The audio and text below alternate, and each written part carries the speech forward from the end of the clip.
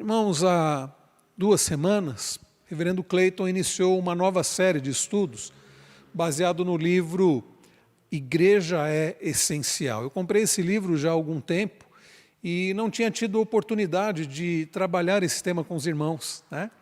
E, aliás, meu livro estava lá com o pastor Clayton, né? E ele aproveitou e já estava dando esse estudo para os nossos irmãos lá em Louveira, na congregação.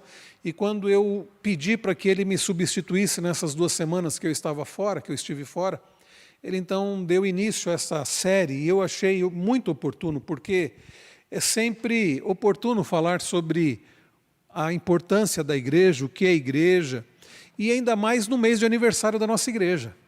Lembrando que foi em 29 de julho de 1951 que esta igreja, a Igreja Presbiteriana de Jundiaí, foi organizada.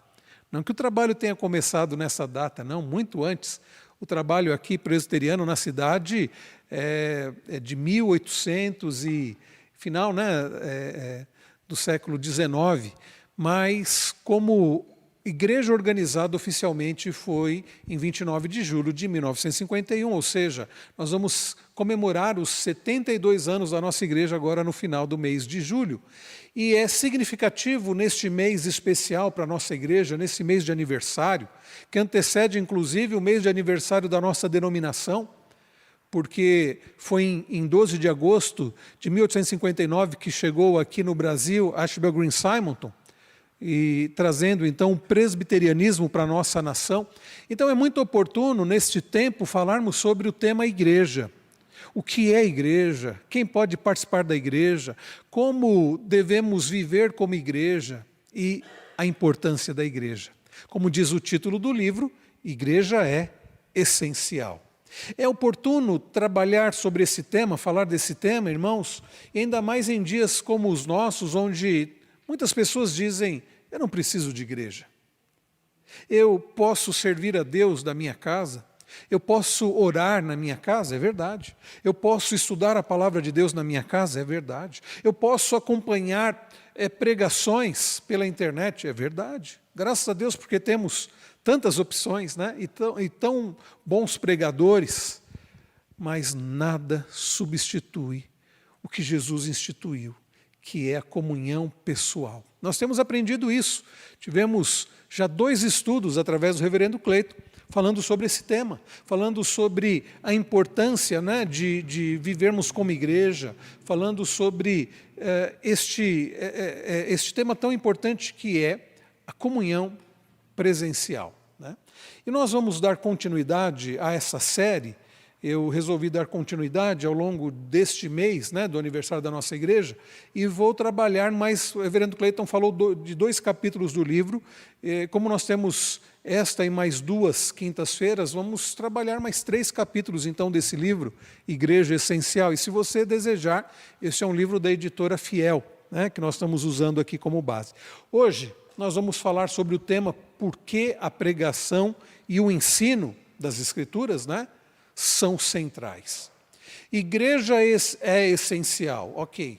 E por que irmãos, que a pregação, o ensino da palavra são essenciais para a igreja, na igreja que é essencial? Você parou para pensar nisso? Ou não é essencial?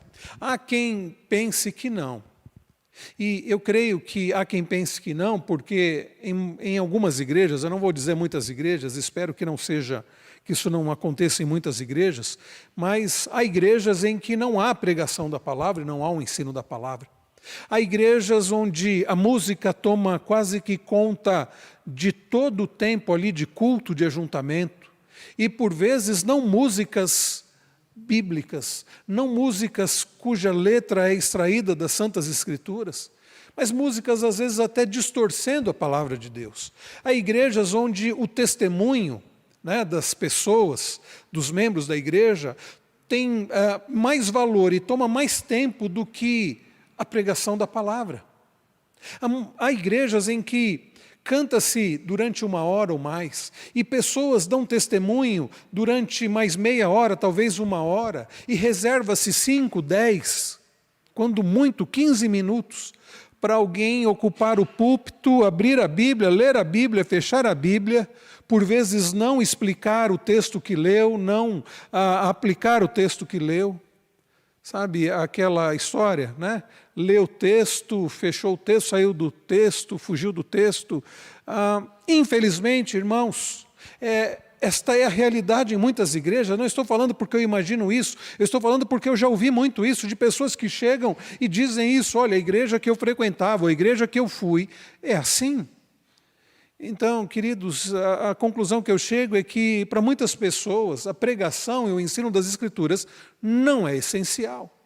Porque se assim o fosse, os testemunhos, as músicas, o teatro, as cantatas não tomariam conta do tempo do culto. Há igrejas, e infelizmente não é coisa que eu imagino, eu já ouvi, que no momento da escola bíblica dominical, ensina-se inglês e computação, e as crianças assistem filmes da Disney e os desenhos mais variados. O que mostra que, para muitos, a pregação e o ensino das Escrituras não são centrais, não são essenciais. Mas quando nós vamos para as Escrituras, nós vemos algo diferente. Eu não sei se os irmãos têm acompanhado a série que temos pregado de Atos, nos cultos da noite. E nós temos visto, desde o capítulo 1, a centralidade das Escrituras. Jesus dizendo: vocês serão minhas testemunhas, Atos 1:8. Vocês vão receber poder ao descer sobre vocês o Espírito Santo, e vocês serão minhas testemunhas. Jesus não diz: vocês vão testemunhar de vocês mesmos, vocês vão testemunhar da vida de vocês vão testemunhar de um time de futebol, vocês vão testemunhar dos familiares de vocês vão testemunhar das vitórias pessoais de vocês. Não, nada disso. Jesus diz: vocês serão minhas testemunhas, tanto em Jerusalém como Judéia e Samaria, até os confins da terra. Nós chegamos em Atos 2 e nós lemos acerca do sermão de Pedro, pregando acerca de Cristo, expondo as Escrituras. Nós olhamos ainda no capítulo 2 e lemos que a igreja perseverava na doutrina dos apóstolos. Nós olhamos no capítulo 3 e por aí vai. Nós vemos Pedro, por exemplo, testemunhando de Cristo na cura daquele homem que ficava, aquele paralítico que estava à porta, aquele coxo que ficava à porta do templo. E quando Pedro e João passam por ali e dizem assim: não temos prata nem ouro, mas o que nós temos nós te damos. Eu não tenho prata, não tenho ouro, mas o que eu tenho te dou. Levanta e anda. E nós lemos Pedro dizendo assim: não é poder nosso, é o poder de Cristo, apontando para Cristo. Nós vimos domingo passado, Atos 10, Pedro pregando sobre Cristo, falando da vida de Cristo, dos atos de Cristo, falando da morte de Cristo, falando da ressurreição de Cristo. O ensino apostólico era baseado, era centrado na pessoa, nos ensinos de Cristo, na vida, morte, ressurreição e ascensão de Cristo.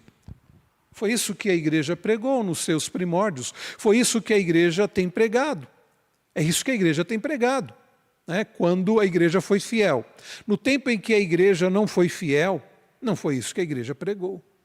Então, queridos, tudo isso para dizer que a pregação e o ensino devem ser centrais. Igreja não é lugar para entretenimento. Você quer ter entretenimento? Tem aqui o Politeama.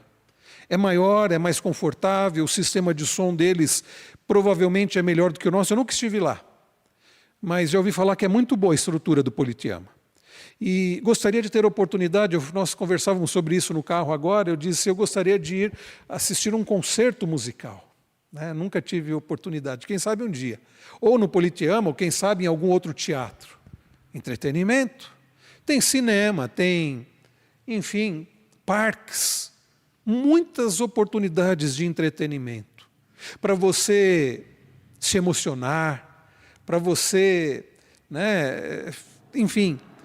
Mas a igreja não é local para entretenimento. Não que não tenhamos as nossas emoções, não que não nos emocionemos na igreja, não é isso. Mas o propósito da igreja não é entreter pessoas. Por isso que a pregação e o ensino são centrais. Porque não é tempo aqui para passar coisas para entreter pessoas. O tempo aqui do ajuntamento do povo de Deus é para que haja a pregação da palavra, o ensino da palavra, a fim de que as pessoas sejam alimentadas pela palavra, instruídas pela palavra. Senão as pessoas terão perdido o tempo. Porque, como eu disse, para entretenimento existem... Você nem precisa sair da sua casa para entretenimento, né? Bem, vamos então para o livro. A igreja é um grupo de cristãos que se reúne como uma embaixada terrena do reino celestial de Cristo para proclamar as boas novas e os mandamentos de Cristo, o Rei. Irmãos, é isso que o livro, os autores do livro, né, Igreja Essencial, vão trazendo desde o início do livro. O que é igreja? Qual o propósito da igreja? A igreja é um grupo de cristãos. Nós estamos falando de uma igreja cristã, que se reúne como uma embaixada terrena do reino celestial de Cristo. Nós somos chamados para sermos embaixadores de Cristo, representantes de Cristo nesta terra. Jesus subiu aos céus, mas deixou a sua igreja. E é o que nós temos aprendido em Atos. E tem como propósito proclamar as boas novas e os mandamentos de Cristo, o Rei. A igreja não tem como propósito se aparecer aqui, falar de si mesma, mostrar a si mesma, falar dos seus feitos, promover os seus membros, os seus líderes, nada disso. Tem como propósito proclamar o Evangelho, as boas novas e os mandamentos de Cristo, que é o Senhor da igreja, que é o Rei da igreja, que é o cabeça da igreja. Até aqui tudo bem? Reverendo Clayton já trouxe isso para os irmãos nas quintas-feiras anteriores. Então, hoje, ao falar sobre o tema pregação e ensino, né, como centrais, nós precisamos pensar o seguinte: o que dá direito a um homem se levantar? O que dá direito a um homem subir esses degraus aqui, ocupar esse púlpito e trazer uma mensagem? O que dá direito a alguém a fazer isso? Por que alguém, meus irmãos, isso tem acontecido pelo menos dominicalmente, de manhã e à noite? Pessoas que sobem aqui, que abrem a Bíblia e dizem: assim diz o Senhor. Eu fico pensando, irmãos, se eu tivesse sido chamado para dominicalmente vir aqui para trazer qualquer informação, qualquer estudo sobre qualquer coisa, a dificuldade que eu teria. Olha, não fala o que está no seu coração. Aliás, no que isso edificaria alguém? Por que, meus irmãos, eu gastaria a minha vida para elaborar mensagens da minha cabeça ou do que eu observo por aí? Seriam coisas, talvez até uma ou outra, até que poderia causar alguma emoção nas pessoas. Um ou outro poderia se identificar com alguma coisa da minha vida, mas não seria, meus irmãos, proveitoso. Eu perderia meu tempo e quem viesse aqui me ouvir também perderia o tempo. O que dá direito a um homem se levantar e falar em nome de Deus, ao menos uma vez na semana, diante de algumas pessoas? Os autores do livro dizem: dificilmente, sem motivo algum, você gostaria que seu professor da faculdade, ou seu tio que fica fazendo piadas de final de ano, como é que é o tiozão do pavê, né? Do final do ano é o do pavê. Sempre faz aquela piadinha: isso é para ver ou é para comer, né? Ou seu vizinho fosse chamado para pregar. Os pregadores obtêm autoridade somente da palavra de Deus. Irmãos, o que dá direito a alguém assumir esse púlpito, seja esse púlpito aqui de cima ou seja esse púlpito aqui de baixo, para trazer qualquer ensino? É a autoridade do Senhor através da sua palavra.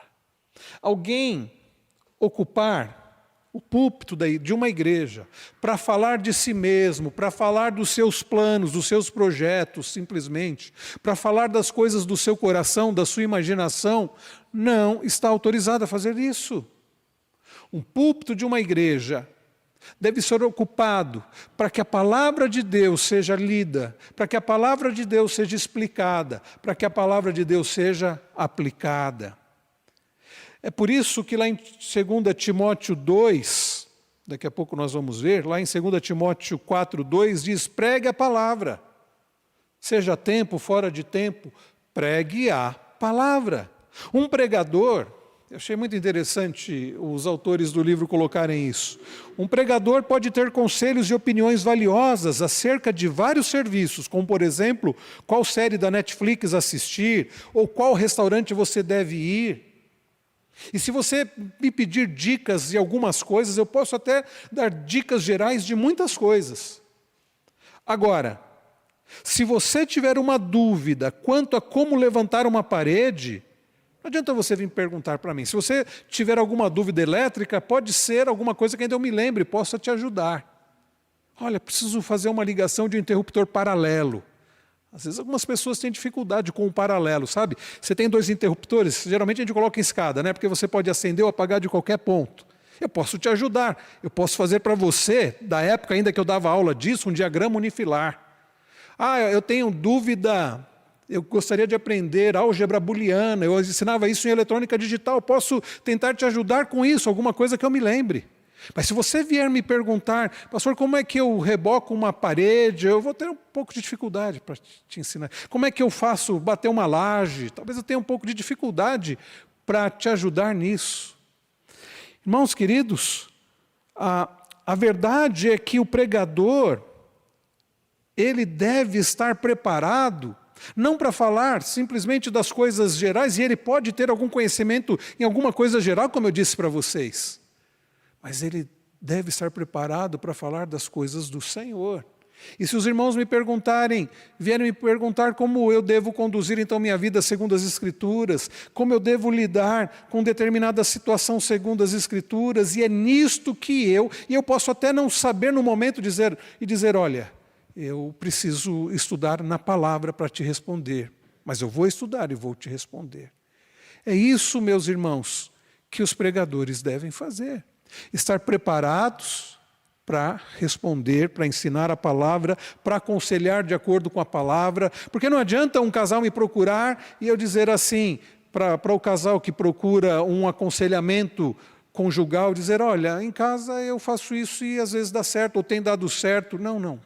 A Bíblia diz isso e isso. Marido, a Bíblia diz que você deve amar a esposa como Cristo amou a igreja. Esposa, a Bíblia diz que você deve submeter a autoridade espiritual do marido, que você deve ser a mulher sábia que edificar. Pais, vocês devem criar seus filhos na disciplina e correção do Senhor. Filhos, vocês devem obedecer aos pais de vocês como ao Senhor. Então, o que eu aconselho não é baseado na minha experiência pessoal, não é baseado no que eu acho que deve ser, no que eu tenho observado e tem dado certo. É o que a Bíblia diz. Daí essa frase, assim diz o Senhor.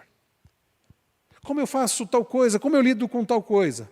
Assim diz o Senhor. A Bíblia diz isso. Pode ser que a pessoa não goste, pode ser que a pessoa não aceite o meu conselho, mas o meu conselho tem que ser bíblico. E aí o que a pessoa vai fazer, se a pessoa vai aceitar, se a pessoa vai seguir, aí é uma outra coisa. Mas pregadores, professores, os servos do Senhor, da igreja, que Deus levanta para ensinar, eles devem ensinar a Bíblia, devem aconselhar através da Bíblia, devem exortar através da Bíblia, devem encorajar através da Bíblia. Como é o encorajamento bíblico? Já pararam para pensar nisso? Como é que é o encorajamento bíblico? Como é um encorajamento do mundo? Como é, meus irmãos, o encorajamento do mundo? Uma palavra de encorajamento do mundo. Quem quer falar? Siga o seu coração. Siga o seu coração. Siga o que o seu coração mandar. Siga o seu coração. Esse é um conselho muito comum, né, nos dias de hoje. E é um conselho terrível, porque a Bíblia diz lá em Jeremias 17:9 que o coração do homem é corrupto, desesperadamente corrupto, é enganador. Quem o conhecerá? O encorajamento do mundo é assim, você pode, você é capaz. né? Siga o seu coração porque você é uma pessoa boa. Você consegue. Acredite em quem? Em você mesmo. Você é o cara. Esse é um aconselhamento do mundo, é o encorajamento humano. E a pessoa vai acreditar nisso, só que a pessoa não pode, ela não consegue, ela não é capaz. Ela é finita, ela é pecadora, ela tem um coração enganoso e ela vai se prejudicar. Qual é o encorajamento bíblico? Confie em Cristo, confie em Deus. Eu estava preparando o sermão essa semana, eu vou pregar, se Deus permitir, no próximo domingo de manhã, no Salmo 25. Isso me chamou a atenção.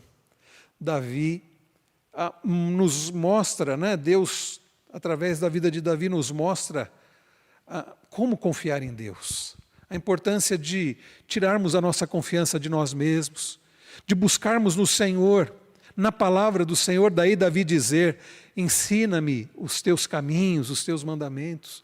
A importância de enxergarmos os nossos pecados e então, ao invés de confiarmos em nós mesmos, colocarmos diante do Senhor e buscarmos misericórdia, perdão. A importância de buscar no Senhor um encorajamento. Então é muito diferente o encorajamento do mundo e o encorajamento bíblico. O encorajamento do mundo vai apontar para o próprio ser humano. O encorajamento bíblico vai apontar para Cristo. O ensino humano vai apontar para o próprio ser humano. O ensino bíblico vai apontar para Cristo e traz a sabedoria e a vontade de Cristo. Então, irmãos, a verdade então é que um pregador tem autoridade para falar em nome de Deus apenas quando ele está pregando o quê? A palavra de Deus. Se eu estou pregando essa palavra e pregando fielmente, eu tenho autoridade. Mas se eu deixo essa palavra fechada e começo a dizer assim, olha, eu acho isso, eu vivi isso, minha experiência é essa. Não. Nós não estamos interessados simplesmente na experiência do pregador, a não ser que ele conte uma experiência baseada nas Escrituras, ou seja, olha, a Bíblia diz isso e eu tenho seguido isso, ou eu não segui isso e me prejudiquei. Geralmente as experiências que eu conto pessoais são para mostrar os meus erros, né, as minhas falas e não seguir a palavra. Mas para mostrar o quão terrível é quando nós não seguimos a palavra. Uma pessoa não tem autoridade para falar em nome de Deus se ela não estiver falando a palavra de Deus.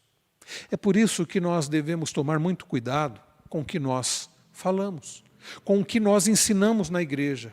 É por isso que nós devemos tomar cuidado com o que nós cantamos na igreja.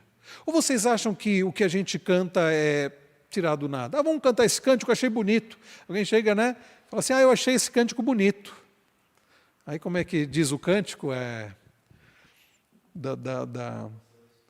Como é que é, Mateus? Empresta o microfone para o Mateus. Mateus vai dirigir os cânticos próximo domingo. O que a gente vai cantar aí, Mateus? Qual que é esse que você vai falar aí? Esse é aquele do... Esqueci o nome dele, mas é aquele que fala, você é o espelho, né? Que reflete a imagem do Senhor. Né? Não chore se o mundo ainda não notou, né? Tem aquele... Sabor de mel? Fala da vingança. Então são coisas, sabe, que... não, mas tem um versículo, e aí distorcem um versículo. Nós cantamos, e se os irmãos observarem, nós temos cantado cânticos o máximo possível extraídos das Escrituras. Nós cantamos, por exemplo, domingo passado, 1 Pedro 2,9, somos raça eleita, sacerdócio real, nação santa, povo de propriedade exclusiva do Senhor. Cantar textos das Escrituras, como isso é bom. Ou cânticos que exaltam a Cristo, baseado nas Escrituras. O que nós ensinamos? Já pararam para pensar? O que tem sido ensinado, o que tem sido pregado nos cultos da manhã? Os Salmos. Viu algum dos pregadores, eu, reverendo Wilson, reverendo Wellington, trazendo alguma outra coisa que não seja o ensino do texto? O que nós temos ensinado na escola dominical? Por exemplo, a classe dos adultos aqui, panorama bíblico do Antigo Testamento. Os irmãos estão estudando o livro, terminando Jeremias, iniciando Lamentações. O que nós estamos pregando, o que está sendo ensinado no culto à noite? Atos, capítulo após capítulo. O que as demais classes estudam? A palavra de Deus. Percebem, meus irmãos, como que é o aconselhamento bíblico? Ou como é o aconselhamento nessa igreja? É bíblico. Pastor, olha, eu estou achando que não está dando mais certo não, vou largar a esposa. Aí eu digo assim, você tem direito de ser feliz, siga o seu coração. Não, vocês não vão me ouvir falar isso. A Bíblia diz isso. O aconselhamento deve ser através das Escrituras. Talvez não seja o que a pessoa quer ouvir. Porque às vezes a pessoa vai fazer uma pergunta para o pastor, querendo ouvir certa resposta. Mas ele deve ouvir o que a Bíblia diz. Talvez não seja o que ele quer ouvir, mas é o que ele precisa ouvir. Talvez ele não quer ouvir porque o coração dele, enganoso que quer ouvir falar assim, não, eu tenho o direito de ser feliz, eu posso seguir o meu coração. Mas não é isso que a Bíblia diz. Então, vem essa frase, assim diz o Senhor. Qual é o que nós devemos, então, buscar? Por que a igreja é essencial? Porque nela podemos aprender o ensino da palavra de Deus e não a sabedoria humana. Quando nós olhamos, muitos textos começam com essa expressão. Olhem comigo aqui esse texto de Jeremias 38. Assim como várias outras passagens do Antigo Testamento, né? O caso do rei Zedequias que mandou prender o profeta Jeremias. Assim diz o Senhor, começa o texto. Quem ficar nesta cidade morrerá à espada, de fome e de peste. Mas aquele que sair e se render aos caldeus viverá, porque a vida lhe será por despojo e viverá. Assim diz o Senhor, esta cidade infalivelmente será entregue nas mãos do exército do rei da Babilônia, e este a tomará. Então as autoridades disseram ao rei, este homem tem de ser morto. Deus levantou profetas. Deus levantou homens como Isaías, como Jeremias, homens que tinham a incumbência, a responsabilidade de trazer ao povo a palavra do Senhor, de trazer ao rei a palavra do Senhor. E muitas vezes isso não era o que o povo queria ouvir, muitas vezes isso não era o que o rei queria ouvir. Mas Jeremias, profeta, porque existiam os falsos profetas. O que os falsos profetas falavam? O que as pessoas queriam ouvir. O que o rei queria ouvir. O que agradava o coração do rei. Não aquilo que Deus havia falado, mas aquilo que eles queriam ouvir. E ainda hoje existem falsos profetas. Jeremias não era um falso profeta. Aliás, sofreu as consequências, inclusive, consequências duras, por ser fiel ao Senhor. Ele traz a palavra do Senhor. Assim diz o Senhor. Isso é muito sério, né? Assim diz o Senhor. Ele falou, olha, quem ficar nessa cidade vai morrer. As autoridades disseram ao rei, este homem tem de ser morto, porque, dizendo essas palavras, desfalece as mãos dos homens de guerra que restam nesta cidade e as mãos de todo o povo. O texto continua. Este homem não procura o bem-estar do povo, e sim o mal. Eles estão falando de Jeremias. Estão falando, olha, essa pregação do profeta está desanimando as pessoas. Aí o rei Zedequias responde, eis que ele está nas mãos de vocês, pois o rei nada pode fazer contra vocês. Então eles pegaram Jeremias e o lançaram na cisterna de Malquias, filho do rei, que ficava no pátio da guarda. Desceram Jeremias com cordas. Na cisterna não havia água, apenas lama. E Jeremias se atolou na lama. Vocês estão entendendo o que estava acontecendo ali? Jeremias estava sendo fiel a Deus, estava falando a palavra do Senhor. Daí ele dizer, assim diz o Senhor. As pessoas não gostaram. As pessoas disseram, essa palavra não nos anima. Essa palavra está trazendo desânimo. O que vamos fazer? Vamos rejeitar essa palavra e vamos rejeitar o pregador. Vamos lançá-lo na cisterna. O rei, de forma covarde, diz, façam o que vocês quiserem. E eles jogam na cisterna. Uma cisterna onde havia apenas lama. Os reis e os governantes preferiram ouvir mentiras que os confortavam a ouvir a palavra de Deus que os confrontavam. Percebe? A expressão pode parecer parecida. Uma é confortar, a outra é confrontar. É verdade que Deus nos conforta, sem dúvida alguma, mas muitas vezes, queridos, a palavra de Deus vai nos confrontar. Quando nós estamos fazendo aquilo que não deveríamos fazer, quando estamos seguindo um caminho que não deveríamos seguir, Ele, como Deus zeloso, como Deus fiel, como Pai amoroso, Ele nos corrige. Lá em 2 Timóteo 3,16 diz que toda a Escritura é inspirada por Deus e é útil. Ela é útil para corrigir, ela é útil para ensinar, ela é útil para repreender, ela é útil para instruir. Por vezes, queridos, Deus, através da sua palavra, nos corrige, nos confronta, diz, está errado. Sabe quando você lê a Bíblia e aquele texto vai apontando para você e vai mostrando o seu erro? E você até, puxa, Deus está falando comigo. Você vem à igreja, o que é pregado, você diz, é para mim. E você só não, às vezes, diz para os outros porque você está com vergonha, porque está apontando o seu pecado. Mas você sabe que é Deus falando com você. E aí você tem duas opções. Dizer, Senhor, eu entendi, eu me arrependo e eu peço que o Senhor me ajude para que eu mude de atitude. Ou fazer como muitos fizeram nos dias dos profetas do Senhor. Rejeita a palavra do Senhor. Agora, não é sábio fazer isso. Rejeitar a palavra do Senhor significa rejeitar o próprio Senhor. Aquele rei e os seus governantes preferiram rejeitar o profeta, rejeitar a palavra do profeta, e assim eles rejeitaram o próprio Deus. O autor do livro, ele coloca o seguinte: as experiências de Israel alertam que, à medida que redescobrimos a igreja, somos propensos a buscar líderes que nos dizem apenas o que queremos ouvir. Então, percebem?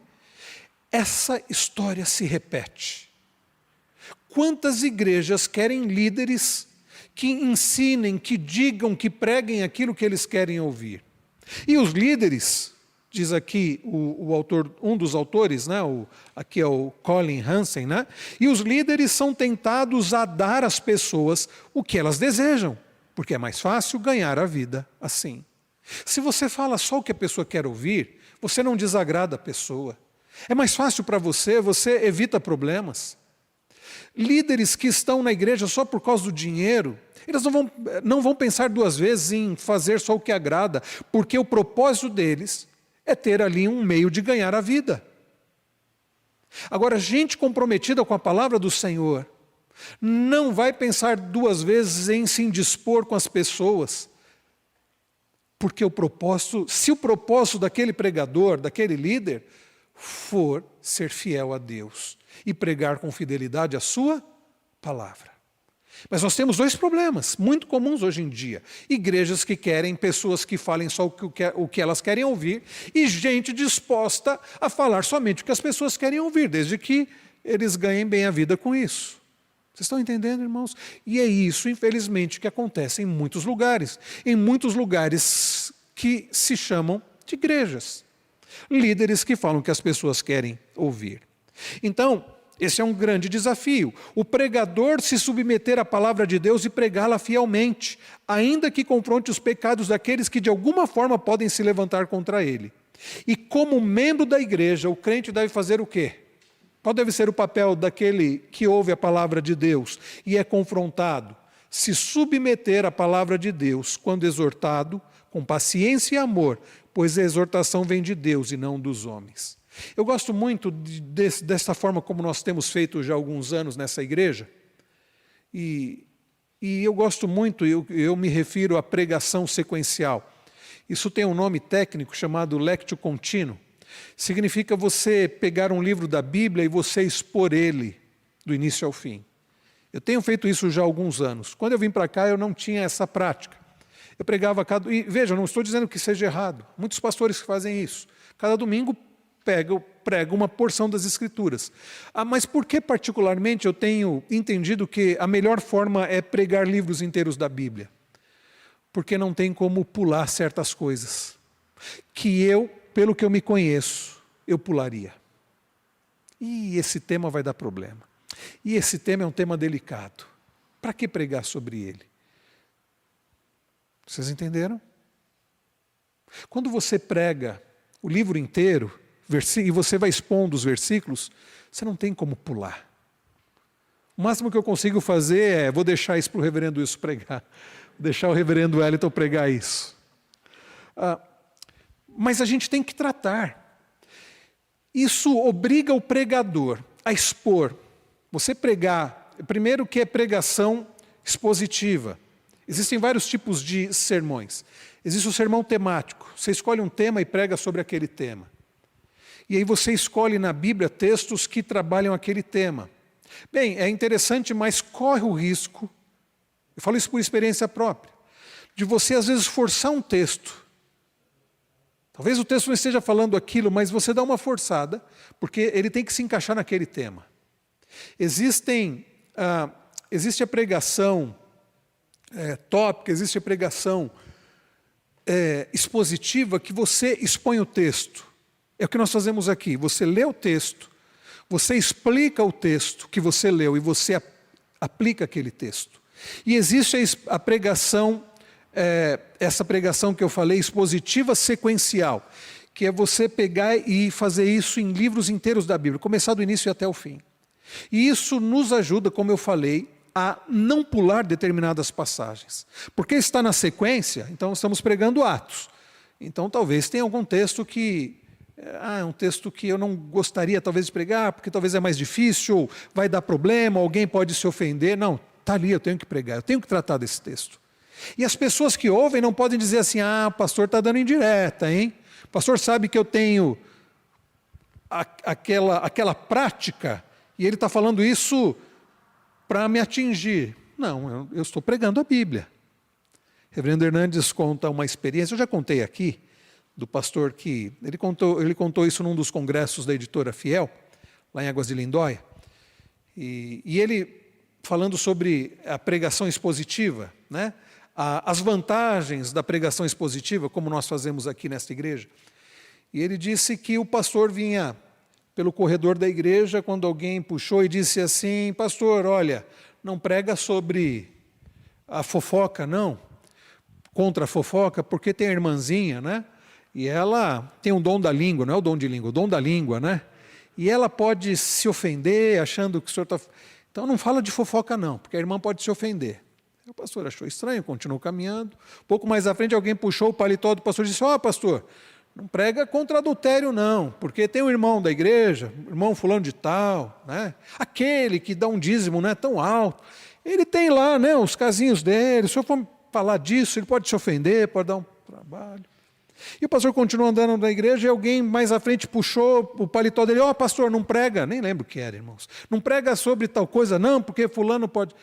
Aí o reverendo Hernandes disse que ao chegar no púlpito, o pastor disse, meus irmãos, eu não sei o que eu vou fazer aqui. Eu não sei sobre o que eu vou pregar. Não posso pregar contra a fofoca, não posso pregar contra adultério, não posso pregar... E alguém disse assim, não, pastor, prega contra o judeu, que aqui não tem nenhum judeu, pode ficar à vontade. Essa história, ele conta, é claro, é uma anedota, para mostrar que quando nós não pregamos a Bíblia, somente a Bíblia e toda a Bíblia, nós corremos o risco de pular certas coisas, de passar a largo de determinados assuntos para não nos indispormos com determinadas pessoas. Há igrejas hoje, por exemplo, que não tocam num assunto da Bíblia condenando o homossexualismo.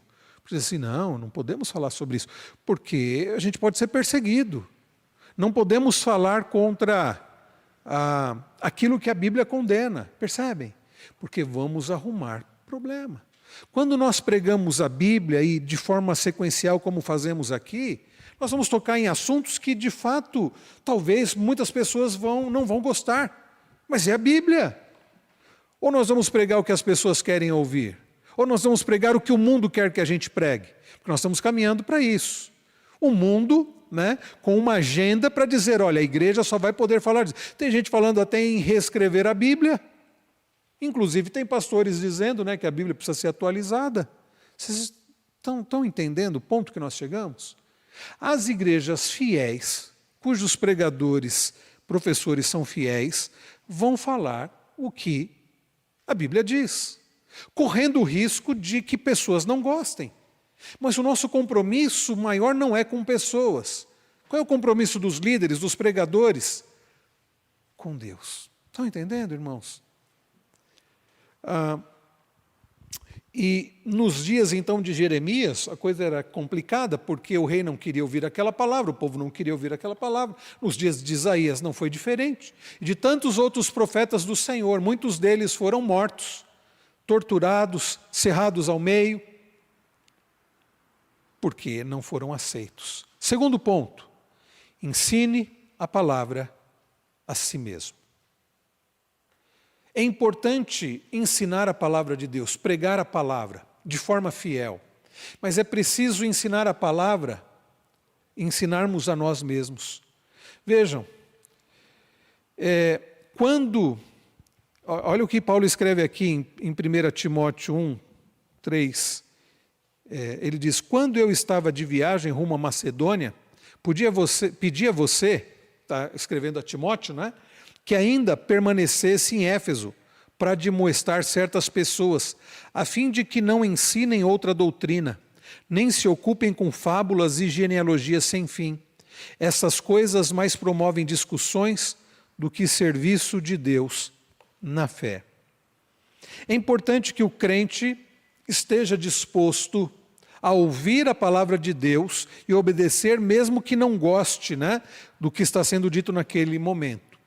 Agora percebam que o desafio daquele que ensina, do professor, do pregador, é ensinar a palavra de forma que os ouvintes, os crentes, tenham cada vez mais o desejo de aprender e de serem conformados à imagem de Cristo, ainda que isso implique em confrontação e renúncia. O propósito, irmãos, nosso propósito é levar as pessoas.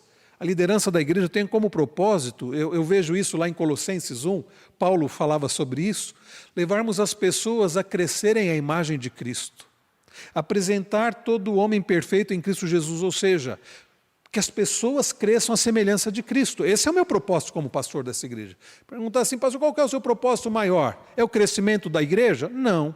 É o crescimento numérico da igreja? Não. É o crescimento financeiro da igreja? Não.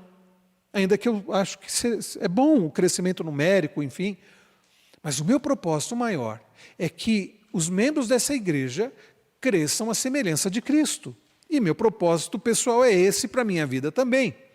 Então, este desejo, meus irmãos, deve de fato transbordar, né?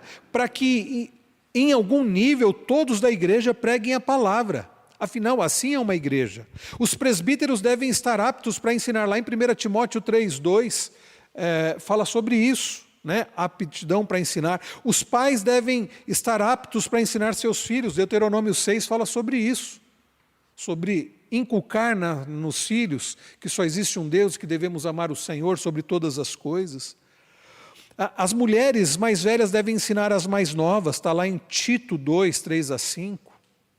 Então, pense na seguinte obra, né, da palavra na igreja. O pregador prega a palavra para toda a igreja. Ok?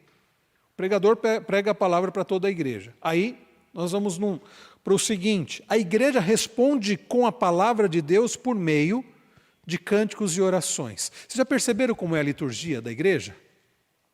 Pelo menos quando eu conduzo a liturgia, vocês perceberam qual é a ordem? Como nós começamos o culto? Como se começa o culto? Eu não estou dizendo o prelúdio, momento ali para as pessoas estarem em oração, se preparando, mas como efetivamente começa o culto? Com a leitura da palavra. E vocês prestaram atenção, em geral, que leitura nós fazemos no início do culto? Uma chamada à adoração. É Deus convocando o seu povo para adorá-lo. Aliás, nós não oramos, algumas igrejas fazem isso, eu tenho até amigos pastores que fazem isso, vamos ter uma oração de invocação. Como se nós chegamos na igreja, estamos aqui, opa, agora falta Deus, vamos invocar a Deus. Foi Deus que nos trouxe aqui, foi Deus que nos convidou, quem nos convocou a adorá-lo. E então, nós lemos a palavra diz assim, venham, cantem ao Senhor. E aí, o que a igreja faz? Como a igreja responde à leitura da palavra? Cantando, adorando, em oração também. Né? E aí vem o terceiro ponto. O primeiro, então, a palavra é pregada. A igreja responde. Isso não é só no momento de adoração, de contrição também. A gente lê um texto, né, que fala dos pecados e fala da misericórdia de Deus. Respondemos com oração, às vezes com cântico, com hino. E aí nós temos a pregação da palavra e respondemos também com oração e com hino também, muitas vezes é assim. Né? E aí vem o terceiro ponto, a terceira parte. Todos os membros ensinam a palavra para si mesmos, através do aconselhamento mútuo, das conversas diárias, à mesa, né, nas conversas informais, vamos nos aconselhando através da palavra. E vem o quarto ponto, vários membros ensinam as palavras uns aos outros por meios de conversas, visitas e aulas. Nós ensinamos a nós mesmos através da nossa leitura e, por fim, o quarto ponto, na verdade, ensinamos uns aos outros. Estão entendendo, irmãos? É assim que acontece numa igreja saudável. A palavra é pregada, é ensinada, através dos pregadores, professores, as pessoas são confrontadas e obedecem à palavra, as pessoas trazem a palavra para si mesmas, as pessoas entendem aquilo que elas devem fazer, mudar, as pessoas ensinam umas às outras. E as pessoas ensinam os de fora também. Ok? Tudo bem? Olha só o que diz 2 Timóteo 4, 3 e 4, a advertência que Paulo traz. Virá o tempo em que não suportarão a sã doutrina. Pelo contrário, se rodearão de mestres segundo as suas próprias cobiças, como que sentindo coceira nos ouvidos. Eles se recusarão a dar ouvidos à verdade, entregando-se às fábulas. Virá o tempo em que esse tempo já chegou.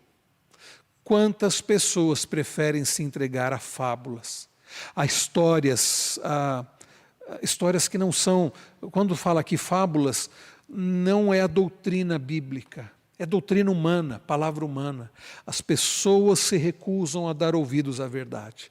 Há igrejas ditas evangélicas, cristãs, que as pessoas não querem ouvir a verdade. É por isso que elas têm pastores que trazem um outro evangelho. É o evangelho inclusivo, que diz assim, não, Deus não se importa com o que você faz, Deus se importa com o seu coração. Então é por isso que na nossa igreja você pode não somente vir do jeito que você está, mas pode continuar vivendo do jeito que você quer viver.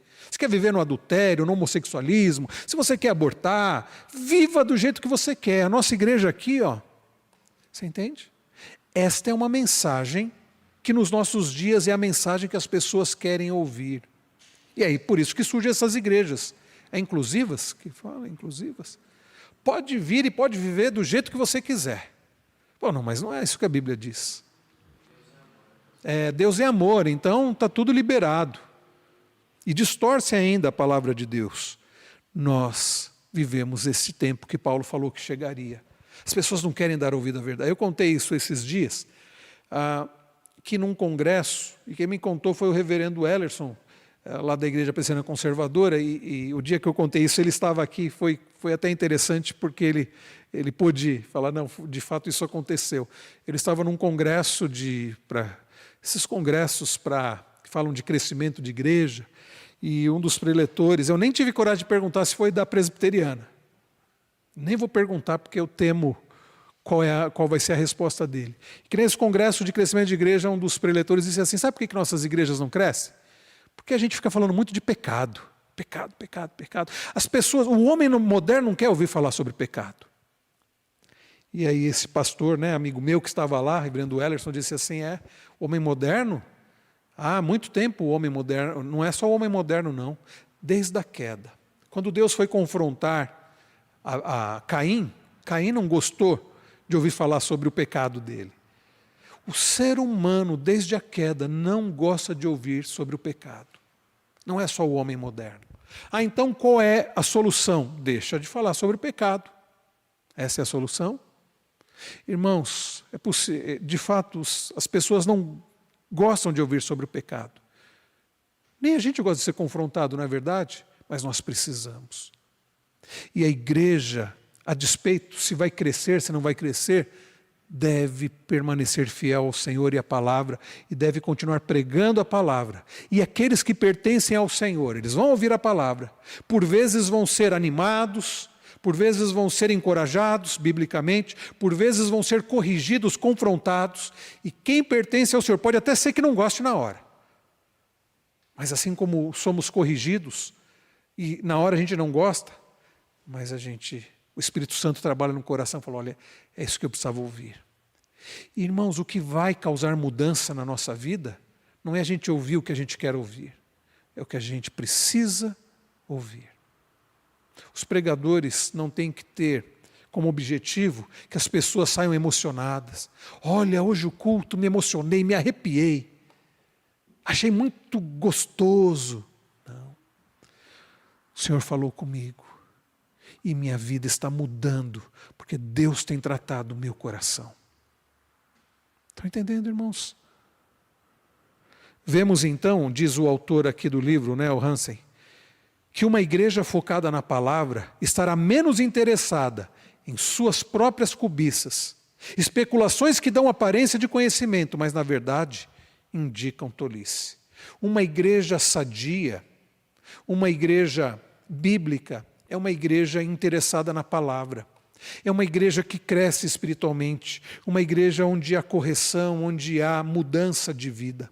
A pregação exerce a autoridade da palavra de Deus, por meio da personalidade mediadora e da experiência de quem ensina, em um contexto contemporâneo, com demandas locais e pessoais particulares. É claro que o pregador vai trazer o ensinamento e vai procurar aplicar de forma para que as pessoas entendam. Mas o pregador não tem o direito de mudar a palavra para agradar as pessoas. E para terminar, meus irmãos, nosso tempo está encerrando, para a gente terminar, tempo e espaço. Então nós devemos ensinar a palavra.